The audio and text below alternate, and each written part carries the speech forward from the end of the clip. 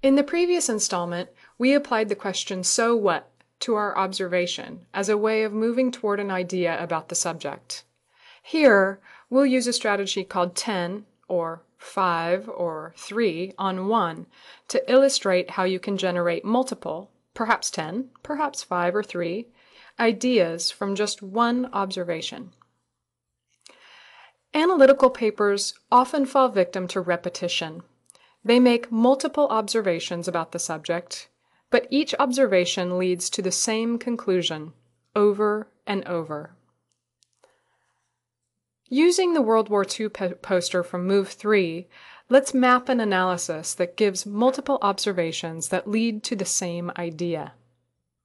We made the following observations. The first words we see are in German, in a typical German Gothic font. The text suggests that Germany intends to conquer the world. The background is a fiery red. Scowls and fangs and demonic looks of the carolers are what we see. There's a rejoinder in enormous simplified font, and that rejoinder is a basically simple two-word declaration of defiance.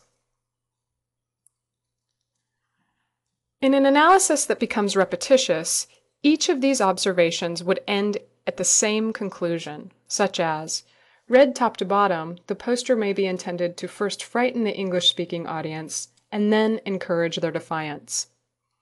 This is not bad. After all, there are many good observations here and one good idea. But if you want to work on narrowing your focus and generating multiple good ideas, try flipping the framework. This time, let's look at just one observation and see if we can generate multiple ideas.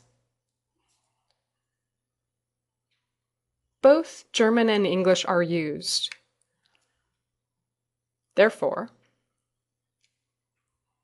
maybe German used to add an element of exotic other, thus appealing to feelings of fear, disgust, and aversion in the English-speaking audience.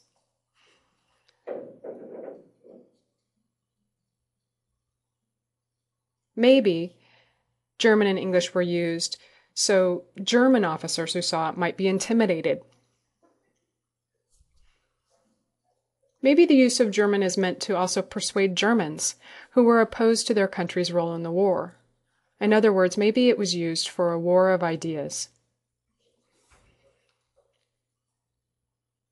Or maybe if you read it from top to bottom, the use of German and English is meant to frighten, then encourage defiance in the English-speaking and maybe some German-speaking audiences.